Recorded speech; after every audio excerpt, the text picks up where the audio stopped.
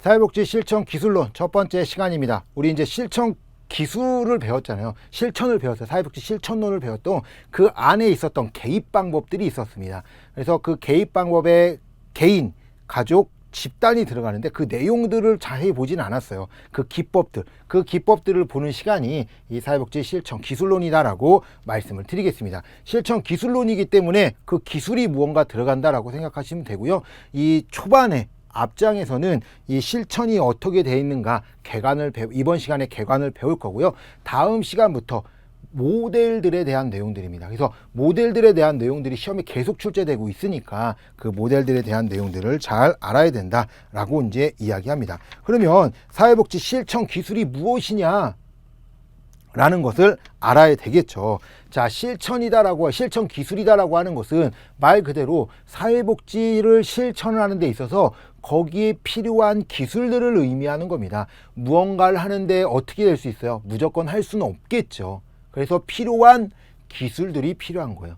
그래서 아무런 계획 없이 무엇게 할 수 없었기 때문에 이 기술들이 필요하다. 그래서 클라이언트의 문제, 욕구, 능력에 대한 사정에 비롯하여 자원의 개발, 사회 구조 변화 등에 있어서 숙련성을 의미하는 것이 이 실천 기술이다라고 말씀을 드리겠습니다. 그래서 사회복지 실천의 기술이 뭐가 있냐? 면담, 사정, 개입, 팀워크, 지지망, 협상, 종결, 평가, 뭐 이제 이런 기술들이 필요하다. 이런 것들이 있으니까 그냥 한번 읽어보시면 되겠습니다. 자, 그러면 사회복지 실천의 전문성이 있어요. 우리 사회복지 전문성에 대한 내용인데, 우리 뭐 쉽게 보면 실천 기술에 이제 필요하니까 전문성이니까 기술들이 필요한 거예요. 인간 행동에 대한, 환경에 대한, 뭐 환경과의 상호작용에 대한, 그리고 인간의 발달에 대한 내용, 뭐 이런 것들. 또 뭐가 있을까요? 사회복지 정책을 하면 정책, 규정, 법 이런 것들 아는 그런 지식들이 모두 실천 기술이다라고 이야기를 할 수 있습니다. 이런 것들이 이제 실천 기술이다라기보다는 전문 지식이다라고 할 수 있겠죠.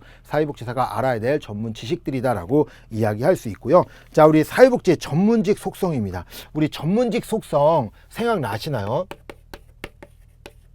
전문직의 속성인데 우리가 쉽게 생각하면 우리 실천론에서 사회복지는 전문가가 아니다라고 이제 이야기 나왔었어요. 왜 그러냐라고 하면은 인부가운동과 자선조직협회 그 업무를 보던 것들이 이제 사회복지였기 때문에 너네에게는 그런 특별한 것들이 없어. 그리고 기존에 전문가라고 하는 사람들은 이 5가지 속성들이 있었는데 너네는 이 5가지 속성이 없잖아. 그렇기 때문에 전문가가 아니야 라고 이제 이야기를 했었죠. 자, 그랬더니 1940년대 중후반에 이제 그린우드가 이제 이야기를 합니다. 자, 사회복지는 전문가야. 왜 전문가 집단이냐라고 하면은, 자, 체계적인 이론이 있어.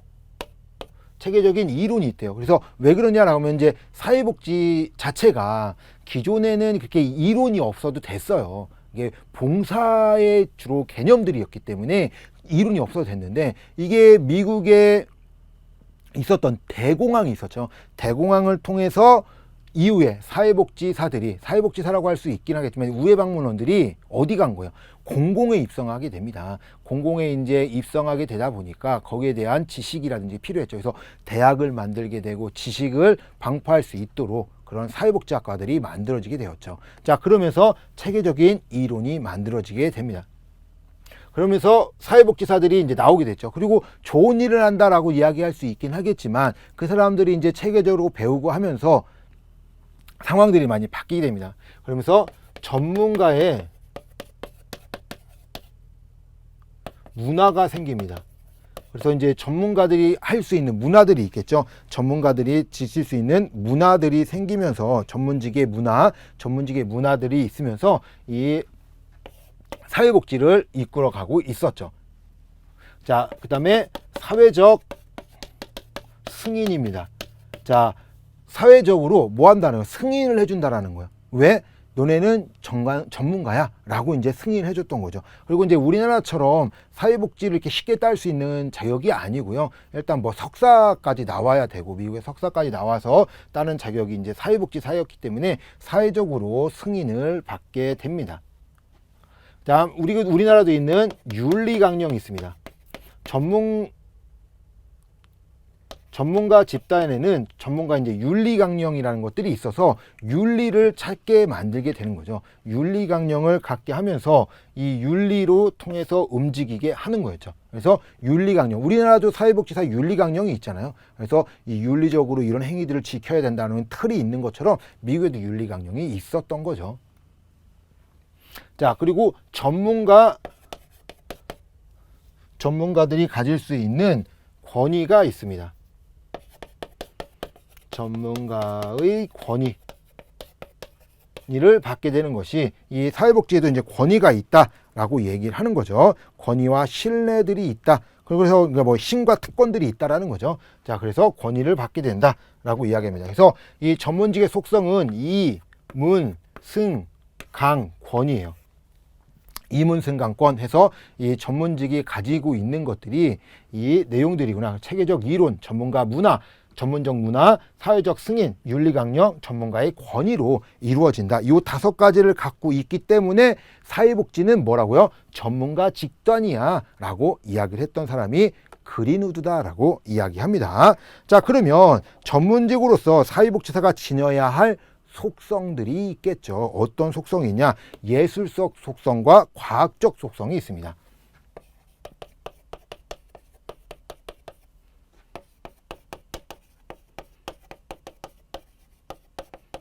예술적 속성과 과학적 속성이 있어요. 자, 예술적 속성, 과학적 속성, 성격이 완전 정반대입니다. 자, 과학적 속성은요, 지식을 생각하시면 돼요. 지식. 우리가 공부하고 배우는 지식을 좀 생각하시면 되고요. 그 예술적 속성은 감정이라고 할까요? 감정. 우리의 이제 마음의 양심, 요런 것들이 좀 주를 이루고 있는 것이 예술적 속성과 이 과학적 속성의 특징들이다라고 얘기하죠. 그래서 이 예술적 속성을 보게 되면 사랑과 동기, 전문적 관계 형성, 창의성과 상상력, 희망과 에너지, 판단력, 사고력, 직관적 능력, 개인적 가치관, 뭐 이제 이런 감정이라든지 아니면 우리가 이제 가지고 있는 것들을 이제 의미한다라고 하면은 이 과학적 속성은 사회 문제에 대한 인식, 사회 현상에 대한 인식, 사회복지 전문제에 대한 지식, 사회복지 실천에 관한 지식, 그다음에 사회 제도, 정책, 프로그램에 대한 지식들을 의미한다는 거예요. 그래서 이론을 좀 보는 것이 과학적 속성이고요. 이 예술적 속성은 감정이다. 아니면 우리는 감정이라고 얘기할 수도 있고요. 아니면 양심, 뭐 이제 이런 것들이 예술적 속성이다라고 생각하시면 됩니다. 그래서 솔직히 말씀드리면 이 예술적 속성과 과학적 속성이 문제가 나와요. 자, 과학적 속성이 문제가 나오는데 이거 솔직히 말씀드리면 외우지 않아도 크게 문제가 되지는 않습니다. 자, 왜 그럴까요? 내용이 완전 달라요. 지식이라고 하는 것은 내가 뭐 한 거예요? 습득해야 되는 거죠. 배우는 거잖아요. 그래서 뭐 사회 문제에 대해서 이게 사회 문제야 라고 얘기한다라고 하려고 하면 어떻게 돼요? 이 사회 문제가 될 수밖에 없는 원인들이라든지 이런 것들을 알아야지만 이게 사회 문제구나 라는 것을 이야기할 수 있겠죠. 그리고 사회 현상, 뭐 전문직 지식, 뭐 이제 이런 것들처럼 지식에 의해서 교육을 통해서 이루어지는 지식에 의해서 과학적 속성이 이루어진다라고 생각하시면 되겠습니다. 그래서 외우기보다는 이런 걸로 이루어져 있는 것이 과학적 속성이구나. 예술적 속성은 이런 거구나. 요걸 조금 이해하시면 되겠습니다.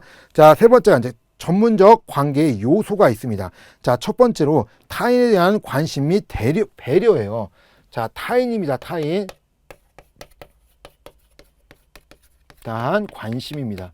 자, 이게 왜 중요하냐? 사회복지사는요, 내 일을 해결하고 이런 게 아니라 클라이언트의 욕구, 문제를 해결해 주려고 하는 게 이 사회복지입니다. 그러다 보니까 타인에 대해서 뭐 해줘야 돼요? 관심을 갖고 있어야 된다. 관심 또는 배려들을 갖고 있어야 된다라고 이야기를 하겠습니다. 자, 두 번째, 우리 사회 관심을 갖고 있으면서 그냥 그 관심을 그냥 갖고 있는 건 아니고요. 이게 뭐 이렇게 돼요. 뭐 이런 것도 있을 수 있겠지만 이 사람이 왜 이런 상황이 됐는지 이런 거 생각할 수 있어야 되겠죠. 근데 이런 가난이라고 볼게요. 가난이라고 생각하면 이 가난이 이렇게 됐어. 그러면 이게 가난이 된 이유가 뭐예요? 너 때문에 그래. 네가 노력하지 않고 무언가 이렇게 이제 얘기할 수는 없다라는 거죠. 왜? 타인에 대한 관심과 배려이기 때문에 가난하다 하더라도 이 가난화된 이유가 그 클라이언트에 있다라고 보진 않는 거죠. 그리고 우리 인본주의 사상 생각나나요? 인본주의 사상, 뭐 인간 중심 모델, 뭐 이렇게 나중에 배우긴 하겠는데요. 이 로저스가 이야기했죠. 뭐요? 로저스가 이야기했던 무조건적 긍정적 관심입니다. 관심을 드는데 뭐 하나요? 무조건적 긍정적 관심이에요. 무조건 관심이다라는 거죠. 다른 거 없다라는 거죠. 다른 거 없이 긍정적으로 보겠다. 쉽게 얘기하면 뭐예요? 조건이 아니라는 거예요. 그러니까 예를 들면 우리 아들이 이제 얘기하면 아빠 나 사랑해? 사랑하지. 왜 이렇게 물어봐요? 그럼 저는 뭐라고 얘기하냐면 뭐 예를 들어서 아들이 공부 열심히 해서 사랑해. 이렇게 하면 우리 아들은 무슨 생각을 하냐면 내가 공부를 열심히 해서 또는 말을 잘 들어서 이렇게 얘기한다고 하면 이런 것 때문에 아빠가 날 사랑하는구나. 그럼 내가 공부를 못하거나 말을 잘 듣지 않으면 사랑하지 않는구나 라고 생각을 하겠죠. 그래서 저는 뭐라고 하냐면요. 아빠 아들이라 사랑해. 아빠 아들로 태어나셔서 아빠가 너무 좋지. 이렇게 얘기하거든요. 그게 무조건적 긍정이라는 거예요. 그래서 무조건이라는 거죠. 그래서 긍정적 관심을 갖는다. 그래서 인간에 대해서 부정으로 보지 않는다라고 이야기를 합니다. 자, 그러면서 배려, 뭐 언어적, 비언어적 이런 것들로 표현될 수 있습니다. 자, 두 번째가 헌신입니다. 헌신과 의무예요. 자, 클라이언트가 뭐 왔어요. 이제 클라이언트에 대해서 이제 어떻게 해요? 클라이언트 와서 얘기하면 그 클라이언트의 문제를 어떻게 하려고 해결하려고 노력해 주죠. 그것이 바로 이제 헌신이라고, 의무도 될 수 있겠죠. 그래서 이 클라이언트에 대한 책임감을 갖고 일관성을 가지면서 그 문제를 해결해 주려고 한다라고 이제 이야기를 하죠. 그래서 사회복지사들은 자기를 헌신해요. 내 시간, 내 모든 것을 빼서 클라이언트의 문제를 해결해 주려고. 물론 월급을 받고 한다라고 하지만 우리 생각해 보세요. 받는 월급에 비해 쏟는 에너지가 더 많잖아요. 그렇기 때문에 헌신과 의무다라고 이야기를 할 수 있습니다. 그래서 이런 헌신과 의무는 사회복지사들이 뭐 일시적으로 이런 행동들을 하는 것은 아니고요. 꾸준히 그 행동들이 나타나는 거죠. 그래서 위엔된 일관되고 일시적으로 필요해서 하는 것이 아니라 일관되고 항구적인 의무에서 비롯된다라고 이야기할 수 있습니다. 자, 권위와 권한이 있어요. 자, 우리 권위와 권한인데 사회복지사들이 권위와 권한이 어디 있냐라고 할 수 있지만 이게 위치에서 오는 권위와 권한입니다. 우리 클라이언트보다 더 높다 낮다 이렇게 하지 않잖아요. 수직적 관계가 아니라 수평적 관계이기 때문에 더 높고 낮음은 없어요. 그런데 위치에서 오는 권위와 권한이에요. 문제가 무엇이냐면 무슨 뜻이냐라고 하면은 권위가 있겠죠. 즉 위치에서 클라이언트는 문제를 해결받기 싶어서 온 사람이고 그다음에 사회복지사는 문제를 해결해 줘야 되는 사람입니다. 그러니까 그 위치가 좀 다르다라는 거예요. 그래서 그 위치에서 오는 권위와 권한이 있을 뿐이지 서로 똑같은 역할이다. 그래서 권위라고 하는 것은요, 사회복지사가 위임된 권한들을 의미합니다. 그러니까 뭐라고 해야 돼요? 동반자적 성격이지만 사회복지사가 클라이언트에게 어머니 이번 주에 이거 하셔야 돼요. 이거 해오세요 라고 시키잖아요. 그러면 시키는 것은 위에서 아래로 시키는 거잖아요. 그러니까 수직적 관계냐? 그건 아니다라는 거죠. 위치에서 온다는, 위치에서 오는 것이 이 권위와 권한이다라고 말씀을 드릴 수가 있습니다. 자, 진실성과 일치성이에요. 자, 진실성과 일치성.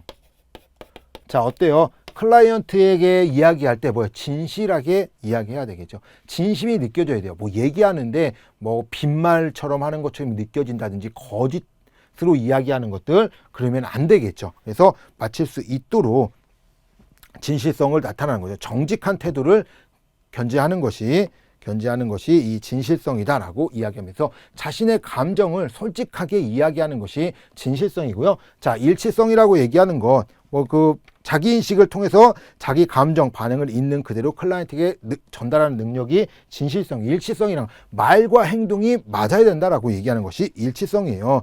우리가 이제 쉽게 생각하면 말과 행동이 안 맞아요. 자, 이렇게 하죠. 어머니, 아들에게 큰 소리 치면 어떡해요? 아이들은요, 큰 소리 치면 안 됩니다.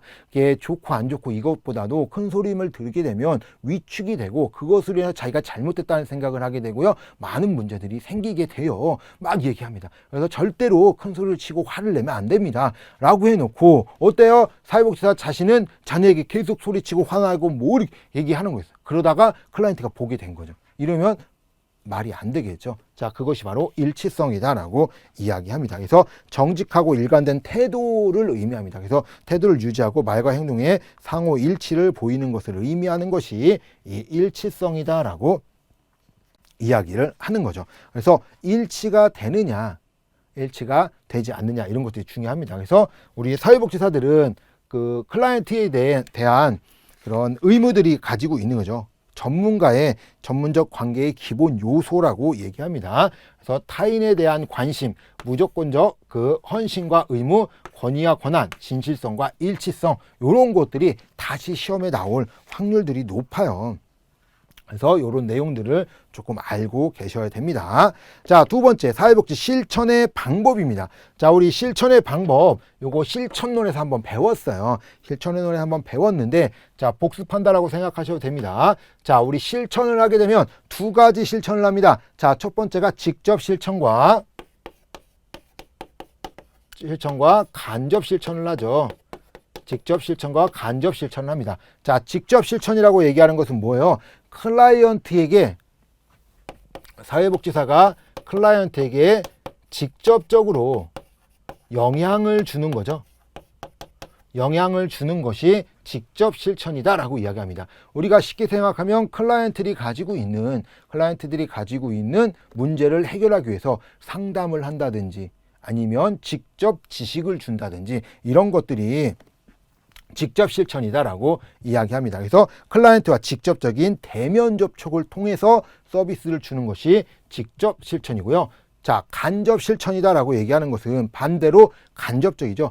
클라이언트와 사회복지사가 클라이언트에게 뭐 하는 거예요? 직접 만나지 않는 겁니다. 자, 직접 서비스를 주기보다는 연계를 해준다든지 아니면 다른 서비스를 받을 수 있도록 해주는 것이 이제 이 간접 실천이죠. 대면 접촉 없이 클라이언트의 문제를 해결하기 위해 간접적으로 조력하는 실천 방법이 간접 방법이다라고 이야기합니다. 그래서 직접 실천과 간접 실천이 있는데 우리가 이제 많아요. 직접 실천이라고 얘기하는 거 좀 전에 이야기는 교육을 시킨다든지 뭐 이런 것들이잖아요. 그런 것들이 들어가고 간접 실천이 더 많습니다. 교육시키고 아니면 지식을 전부하고 상담하고 뭐 이제 이런 정도가 직접 실천이라고 하면요. 나머지는 다 그냥 간접 실천입니다. 서비스를 받을 수 있도록 기관을 소개시켜 준다든지 아니면 뭐 프로그램을 없는 프로그램이 있어서 그 프로그램 클라이언트가 프로그램을 받을 수 있도록 프로그램을 개발한다든지 또는 뭐 프로그램을 개발하기 위해서 돈이 필요하겠죠. 그래서 옹호활동, 모금활동을 한다든지 이런 것들이 모두 이 간접 실천에 들어간다. 그래서 간접 실천이 훨씬 많다라고 이야기를 할 수 있습니다. 자, 그러면 개입 수준이 있겠죠. 개입 수준에 따른 실천 방법이 있습니다. 자, 우리가 쉽게 되면 자, 미시 체계가 있어요. 미시. 자, 미시 체계는 개인에게 들어간다라고 생각하시면 됩니다. 개인들에게 서비스를 주는 거죠. 우리 보통 개인 뭐 아니면 뭐 크게 본다고 하면 가족까지도 볼 수 있는 게 이제 미시 차원인데요. 자, 우리 뭐냐 직접 실천이 좀 많이 들어갑니다. 그래서 클라이언트에게 문제가 무엇인지, 클라이언트에게 어떤 영향을 줄 수 있는지 이런 것들이 좀 많이 들어가는데요. 클라이언트가 쉽게 생각, 클라이언트가 문제를 해결할 수 있도록 상담을 해준다든지 능력을 향상시켜 준다든지 이런 역할들을 하는 것이 이 미시다라고 이야기할 수 있습니다. 그래서 이 시기에 뭐하냐 조력자라든지 조력자, 뭐 중재자, 중개자, 그다음에 옹호자, 교사 이런 역할들을 하는 것이 옹호자, 교사 이런 역할들을 하는 것이 미시다라고 이야기합니다. 그래서 쉽게 생각하면 미시라고 얘기하는 것은요, 클라이언트에게 뭐 다수의 클라이언트가 아니라 소수의 클라이언트들에게 뭐 하는 거예요? 서비스를 주려고 하는 것이 미시다라고 이야기합니다. 자, 그 다음에 중범위가 있습니다. 자, 중범위라고 얘기하는 것은 말 그대로 큰 거죠. 집단에 대한 개입을 의미하는 것이 중범위예요. 집단 개입입니다. 자, 미시는 개인과 가족 범위고요. 그래서 우리가 쉽게 생각하면 집단이나 공식적 집단이나 조직을 대상으로 한다. 그래서 이제 뭐 하는 거냐면 개인, 가족은요, 우리 클라이언트예요. 클라이언트에 개입을 한다라면 중범위 집단 하게 되면 쉽게 하면 이런 것도 있을 수 있겠죠. 클라이언트에게 서비스 주는 집단들, 아니면 뭐 사회복지사 집단 이렇게 있을 수 있겠죠. 그런 사람 뭐예요? 이 집단들에게는 전문성을 개발을 위한 교육을 시키는 거예요. 개발을 시킬 수 있도록 교육시키는 것이 중범이다 라고 이제 이야기를 할 수 있습니다. 개발을 해서 교육을 담당하게 되죠. 그래서 그 사람들이 엮을 수 있도록 해주는 것이 중범이다 라고 이야기합니다. 그래서 미시 체계에서는 클라이언트에게 직접 서비스 주는 것이 미시 체계라고 생각하면은, 중범위는 간접입니다. 간접으로 이제 서비스를 줄 수 있는 사회복지사의 집단이라든지 이런 집단들에게 전문성 개발 및 교육을 시키는 것이 중범이다 라고 이제 이야기를 하는 거죠. 그래서 뭐 하는 거예요? 중재자라든지 훈련가,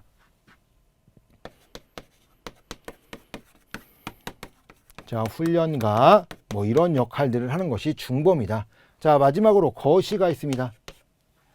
거시 체계인데요. 이 거시 체계는 뭘 보냐? 지역사회를 봅니다.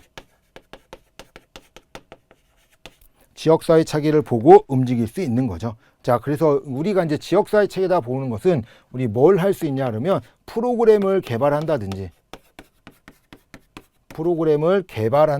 뭐 정책을 개발한다든지 이런 역할들을 하는 것이 이 거시체계다, 아니 지역사회 체계다라고 이야기를 할 수 있습니다. 프로그램, 정책 수립, 뭐 이제 이런 역할들이죠. 그러니까 미시 체계는 클라이언트에게 직접 서비스를 주는 거고요. 중범위 체계는 그 직접 서비스를 주는 사회복지사의 단체들에게 훈련을 시키고 능력을 향상시키려고 한다라고 한다면, 거시 체계는요 그런 것들을 어떻게 하는 거예요? 자기네들 할 수 있도록 정책이라든지 프로그램을 개발하는 것을 의미하는 것이 거시 체계다라고 말씀을 드리고요. 마지막으로 이제 전문가 체계가 있죠. 전문가 체계가 있습니다. 뭐 전문가 체계라고 얘기하는 건 말 그대로 이 동료들이 주 역할이 되겠죠. 그래서 서로 이제 사례를 관리한다든지 사례를 발표한다든지 하는 것들이 이제 이 동료 집단이다라고 말씀을 드리겠습니다. 그래서 요 이제 직접 실천, 간접 실천뿐만 아니라 요 미시, 중범위, 거시, 전문가 체계가 있다라는 것은 조금 알고 계셨으면 좋겠습니다. 자, 두 번째 2절이죠. 사회복지 실천의 가치와 윤리입니다. 우리 가치와 윤리도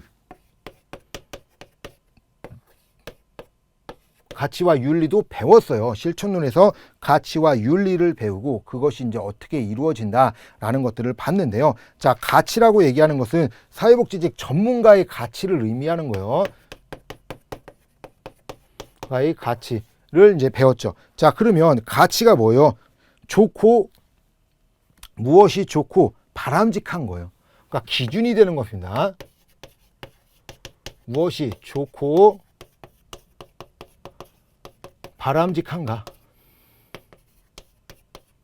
가를 물어보는 것이 가치고요. 자, 윤리는 뭐예요? 옳고 그름이죠. 판단하게 되는 겁니다. 판단하는. 자, 그러면 윤리가 옳고 그름을 판단한다라고 하면 뭐가 옳고 뭐가 그르다라는 걸 보는 거죠. 그걸 보기 위해선 기준이 있어야 됩니다. 그 기준이 뭐예요? 가치라고 얘기하는 거예요. 무엇이 좋고 바람직한가라고 하는 기준이 딱 잡히면요, 이 기준을 가지고 옳고 그름을 판단할 수 있는 것이 윤리다라고 이제 이야기를 할 수 있습니다. 자, 그러면 사회복지 이제 가치라고 하는 전문적 가치, 뭐 활동에 필요한 지식, 가치란 기술, 기법 이런 것들이 이제 같이 이제 필요한 것이다라고 이야기하고요. 가치 체계를 보게 되면은 개인의 존엄성과 독특성에 대한 존중입니다. 그러니까 이런 내용들은요, 솔직히 말씀드리면 크게 이제 뭐 암기하고 뭐 이런 내용들은 없어요. 자, 왜 그러냐라고 하면 그 뭐 실천에서 다 배우긴 했지만 이 내용을 배우지 않았다도 우리가 풀 수 있는 겁니다. 자, 전문직의 가치요. 가치가 중요하겠죠. 그러니까 인간의 존엄성, 독특성 이거 존중해줘야 될까요? 안 해줘야 될까요? 야, 클라이언트 니네가 서비스를 받으러 온 거잖니. 받으러 온 건데 굳이 뭐 너네가 원하고 싫으면 가 뭐 이렇게 얘기할 수는 없는 거잖아요. 그러니까 그 클라이언트들에게 어떻게 하는 거예요? 존엄성에 대해서 열심히 인정을 해줘야 된다라고. 존엄성, 독특성에 대한 존재. 그래서 그대로 있는 그대로 받아들여야 됩니다. 자, 두 번째 자기결정의 원리입니다. 자, 클라이언트가 싫다, 뭐 좋다 이거는 스스로 결정하는 거예요. 내가 좋냐 안 좋냐 이렇게 하는 것이 아니라 스스로 무언가를 할 수 있도록 해줘야 된다. 자, 사회적 형평성의 원리입니다. 이 형평성의 원리라고 얘기하는 것은요, 말 그대로 어떻게 동등한 자격을 의미하는 거예요. 누구는 주고 누구는 안 주고 이러면 안 된다는 거죠. 그래서 필요한 자원의 기회에 대한 동등한 접근을 보장하는 것이 형평성의 원리입니다. 자, 개인의 복지에 대한 사회와 개인의 공동 책임이죠. 자, 이 공동 책임이라고 얘기하는 것은 뭐예요? 국가도 뭐 해야 되나? 개인의 복지에 책임성을 해야 된다라고 이야기하는 거죠. 그래서 사회 전체 뭐 이런 것들 모두 다 개인의 복지에 책임이 있다라고 이제 이야기하는 겁니다. 이런 것들이 사회복지 전문직 체계예요. 그러니까 쉽게 얘기하면 개인의 복지에 대한 사회와 개인의 공동 책임, 즉 뭐야? 개인의 내 복지에 대해서 내가 책임지는 건 당연한 거죠. 왜? 내 복지니까 내 스스로 뭐 해야 된다는 건 당연한 건데 이거는 이제 기존에 있었던 거죠. 그러면서 사회도 그 영향이 있다라는 거예요. 사회적 환경에 의한 그런 원인 제공들을 하기 때문에 이 사회도 책임을 갖게 된다라고 이야기합니다. 그래서 사회나 개인은 모두 뭐야? 자신의 복지 양상을 위해서 노력을 해야 된다라고 이야기합니다. 자, 그리고 이제 사회복지 실천의 윤리가 있습니다. 자, 윤리가 이제 중요하죠. 그러니까 이제 윤리가 이제 중요한데, 자, 윤리는 옳고 그름을 판단하는 거라고 했어. 자, 이게 옳구나, 저게 그르구나라는 걸 판단해요. 그런데 이제 윤리적 딜레마가 생깁니다. 자, 딜레마가 생기는데 왜 딜레마가 생기냐라고 하면은 딜레마가 생길 수밖에 없는 상황이 생기는 거예요. 그러니까 2개 이상의 윤리적 갈등 문제가 생기는 상황들이 생기는 거죠. 그래서 윤리적 딜레마라고 하는 건 2개 이상의 가치가 서로 상충될 때 생기는 거죠. 뭐 기관과 사회복지사의 충돌이 생길 수도 있고, 기관 뭐 사회복지사와 클라이언트가 충돌될 수도 있고, 뭐 이제 이런 것들이 이제 들어갈 수 있습니다. 근데 이런 내용들은 어디요? 기술론, 실천론에서 다 배운 내용들이기 때문에 실천론에 대한 내용들을 보시면 됩니다. 자, 윤리적 우선순위가 있어요. 자, 이 딜레마가 있게 되니까 어떻게 되냐? 그 딜레마를 해결할 수 있는 방법을 이야기해 놓은 거죠. 그것이 바로 로엔버그와 돌고프의 윤리 원칙이다라고 이야기합니다. 그래서 윤리 원칙은 생평, 자체, 삼사진이에요. 자, 첫 번째, 생명보호가 우선이다. 자, 인간에게는 생명이 한계다. 그러니까 뭐 하는 거예요? 인간이 생명이 가장 중요하다라고 볼 수가 있는 거죠. 생명보호의 원칙이요. 그래서 인간의 생명보호가 가장 크다라고 이야기하는 겁니다. 아무리 윤리적 딜레마가 생겼다 하더라도요, 생명보호가 제일 1원칙이다라고 이야기하는 거예요. 그래서 생명의 보호에, 생명의 문제가 생길 경우에는 딜레마가 생길 필요가 없다라는 거죠. 생명보호가 우선된다. 자, 예를 들면 이런 게 있겠죠. 자, 생명보호와 자, 비밀보장이 있어요. 요새 살기 너무 힘들어서요, 죽으려고요 라고 이야기했어요. 그러면 야, 생명보호를 해줘야 되냐? 자기결정권이 있으니 비밀 보장을 해줘야 되냐, 이걸 인정해줘야 되냐, 안 된다는 거예요. 왜요? 생명보호가 우선이기 때문에 뭐든지 생명보호가 우선적으로 지켜져야 된다라고 얘기하는 거죠. 그러니까 사회복지사의 딜레마들이 빠지니까 그것을 연결이 됐고요. 자, 평등과 불평등입니다. 자, 사람 위에 사람 없고 사람 밑에 사람 없기 때문에 이 평등과 불평등이 들어간다라고 이야기하죠. 뭐예요? 동등하다라는 거죠. 모든 사람들은 동등한 입장으로 이루어져야 된다라고 얘기하죠. 동등하게 해주는 거예요. 그래서 누구는 뭐 해주고 누구는 안 해, 이럴 수는 없다라고 이야기합니다. 동등하게 차별을 받아야 된다. 자, 세 번째가 자율과 자유의 원칙이에요. 자유의 원칙. 자, 이게 자기결정권이에요. 자기결정이 여기 이제 자율과 자유에 들어간다라고 보시면 됩니다. 뭐예요? 내가 원하는 것들, 내 스스로 결정하겠다라고 이야기하는 거죠. 내 문제들, 이런 것들은 내가 결정할 거야. 내 자유잖아 라고 이야기합니다. 그래서 사회복지사의 자기결정의 원칙을 중요하게 보게 된다라고 이야기하고요. 자, 최소해약의 원칙입니다. 최소해약. 자, 사회복지사가 프로그램에서 클라이언트들이 있는데 클라이언트들에게 서비스를 줍니다. 자, 그런데 서비스를 주는데 야, 이게 큰일 났어. 우리 목표랑 좀 달라지네 라고 얘기하는 거예요. 그래서 이익이 나야 되는데 손해가 보게 되는 거예요. 그럴 때는 어떻게 하냐, 최소해야 가장 손해가 작은 것들을 선택해서 줘라 라고 얘기하는 것이 최소 해약의 원칙이다 라고 이야기합니다. 그래서 문제, 부득이하게 선택할 수 없고 손해를 보게 된다라고 하면 클라이언트의 최소한의 유해한 것을 선택해서 손해를 최소화해라 라고 이야기하는 것이 이 최소 해약의 원칙이다 라고 이야기합니다. 자, 여섯 번째, 삶의 질 향상입니다. 자, 인간에 의해서 인간이 하고 있는 삶의 질 원칙이죠. 삶의 질 향상의 삶의 질 원칙입니다. 삶의 질을 중요시 봐라 라고 이야기하는 거죠. 뭐 삶의 질 향상의 원칙도 뭐 맞는 내용이니까 크게 문제가 되진 않는데요. 자, 뭐 하는 거예요? 삶의 질이 향상될 수 있도록 해줘라 라고 하는 거죠. 서비스를 주고 그 서비스를 통해서 좀 더 향상될 수 있도록, 긍정적으로 변화될 수 있도록 해라라고 이야기합니다. 그래서 삶의 질이 긍정적 방향으로 갈 수 있도록 해라라고 이야기하고요. 사생활 보호죠. 사생활 보호 및 비밀 보장. 사생활 보호 및 비밀 보장. 뭐예요? 나 사회복지사랑 이야기했던 내용들을 제3자에게 알리고 싶지 않은 거죠. 그래서 다른 사람에게 알리지 마라. 그래서 클라이언트에게 알게 됐어요. 자, A라는 클라이언트와 이야기해서 알게 된 내용을 B, C, D에게 뭐 하지 말라요? 알려주지 말라고 하는 것이 비밀 보장의 원칙이죠. 클라이언트의 인격과 사생활 보호에 클라이언트의 비밀이나 사생활을 보호돼야 된다라고 이제 이야기를 하죠. 그래서 이 비밀 보장이 되어야 된다고 하고요. 이제 마지막, 진실성과 정보 개방의 원칙이에요. 진실을 알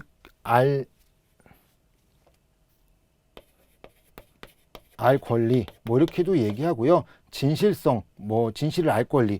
그러니까 뭐냐면 어떤 거에 대해서 내가 알려고 하는 그런 권리가 있다라고 이야기합니다. 그러니까 진실성과 정보 개방의 원칙인데 이런 게 있겠죠. 자, A와 B가 싸웠어요. 싸워가지고 A가 사회복지사를 찾아가서 얘기합니다. 그래서 B가 또 찾아가요. 그러면서 뭐라면, 선생님, A가 저에 대해서 어떻게 이야기했는지 말씀해 주세요. 이게 진실을 알 권리입니다. 왜? 이 B에 대한 내용은요, 다른 제3자의 내용을 알고 싶었던 게 아니에요. A, 뭐 C라든지 D라든지 이런 사람들이 알려고 한 것이 아니라 나에 대한 내용이잖아요. A가 나에 대해서 어떻게 이야기했는지 그것을 알고 싶다라고 이야기하는 거죠. 자, 이것이 바로 진실성과 개방의 원칙, 정보 개방의 원칙이다. 그래서 사회복지사는 클라이언트의 진실의 태도를 유지하면 관련된 정보는 공개해야 된다라는 거죠. 그래서 이렇게 이제 내가 알고 싶은, 근데 이런 것들을 보면 사회복지사가 또 이제 딜레마에 빠지죠. 어디까지 이야기해야 되나? 뭐 좋은 이야기까지 해야 되나, 나쁜 이야기 다 해야 되나, 아니면 여기서 좀 잘라서 여기까지 해야 되나, 요런 생각들을 하게 될 수 있겠죠. 딜레마에 빠지게 됩니다. 자, 그러나 이런 딜레마가 뭐예요? 알 권리라고 하는 것은 정보를 개방하라는 거예요. 정보를 개방해라. 그래서 알 수 있도록 해라라고 얘기하는 거죠. 진실을 알 권리입니다. 생평 자체 3사진이에요. 그래서 요 순서가 중요한 거예요. 순서. 그래서 순서로 들어가게 됩니다. 그래서 요 루엠버가 돌고프의 윤리 원칙은요, 기술론에서도 나오고 실천론에서도 나온다라고 이제 말씀을 드리겠습니다. 그래서 요 내용들을 좀 잘 알고 계셔야 돼요. 그래서 어떻게 주는지, 어떤 문제가 생기는지, 어떻게 해결이 되는지 그런 내용들을 조금 잘 아는 것이 중요합니다. 그래서 이번 시간에는 전문직 속성 있죠. 이문승강권. 요게 좀 잘 아셔야 되고요. 두 번째, 요 예술적 속성과 과학적 속성에 대해서 좀 아셔야 됩니다. 그래서 무엇이 과학적 속성이냐, 무엇이 예술적 속성이냐라고 알아야 되는데, 저는 문제를 풀면 쉽게 풀 수 있어요. 왜? 저는 솔직히 말씀드리면 안 외웠거든요. 예술적 속성이 무엇이다, 과학적 속성이 무엇이다 외우진 않았어요. 근데 문제를 푸는데 어려움이 없습니다. 그 이유가 뭐냐면 아까 이야기했죠. 과학적 속성은 지식이에요. 지식. 이런 지식에 대한 내용들, 우리가 솔직히 말씀드리면 선생님들, 우리 이 지식이, 저는 뭐 이게 수업을 하고 이제 이렇게 해서 이제 외우긴 하지만요, 제가 이제 이렇게 많은 분들 만나 봤지만 이야기하는 거 보면 어차피 시험 보면 다 잊어버리는 것들이거든요. 시험을 보고 나면 알 필요도 없다라고 얘기하더라고요. 근데 그 말에 저도 동감을 합니다. 자, 그렇기 때문에 어떻게 하는 게 좋아요? 가장 적게 외워서 합격할 수 있는 길을 찾아야 되겠죠. 그러니까 과학적 속성이라면 지식에 대한 내용이구나, 예술적 속성은 감정에 대한 내용이구나 라고 하고 찾으셔도 된다라고 얘기해요. 그래서 이런 내용들을 찾을 수 있어야 되고요. 뭐 직접 간접 실습은 다 아는 거고, 미시, 중범위, 거시도 마찬가지, 전문가 체계까지 실천론에서 이야기한 내용이니까 그렇게 어렵진 않습니다. 자, 그리고 가치와 윤리도 어디서 했어요? 실천론에서 또 한 번 했던 내용이잖아요. 실천론에서 했던 내용이기 때문에 그 내용들을 좀 잘 아시면 되고요. 자, 로엔버그와 돌고프의 윤리 원칙, 생평자체 3사진, 요 내용도 중요하다라고 얘기하는 겁니다. 이런 것도 중요하니까 시험에 나오고 있습니다. 이런 거 중요하니까 좀 아셔야 되고요. 가장 중요한 건 이제 다음 시간부터 보는 내용들입니다. 자, 뭐예요? 다음 시간에 개인 모델로 들어가게 되는데요. 모델들이 중요합니다. 개인 모델, 가족 모델, 그다음에 집단 모델, 뭐 기록이라든지 이런 내용들이 조금 중요하게 들어가기 때문에요. 그 내용들을 조금 중요시 봐야 돼요. 그래서 어떻게 이루어지고 있는지, 그리고 이것이 어떻게 이루어지고 어떤 내용들인지, 그리고 요 정신 분석 모델하고 뭐 심리사회 모델하고 인지행동 모델, 과제 중심 모델은 어떻게 다른지, 이런 다르게 나타나는 내용들을 조금 잘 알고 있는 것이, 그리고 특징들이 무엇인지 이제 판서를 다 해드릴 거거든요. 요런 거 중요하다게 써드릴 건데, 그런 것들은 꼭 암기하고 시험장에 가셔야 됩니다. 그래서 그 모델들의 모형들에 대한 그런 기본 내용들을 좀 잘 암기하는 것이 중요하다라고 말씀을 드리겠습니다. 자, 이렇게 이제 실천 기술론 첫 번째 시간 이렇게 마치고요. 다음 시간에 우리 개인 모델로 찾아오도록 하겠습니다. 수고하셨습니다.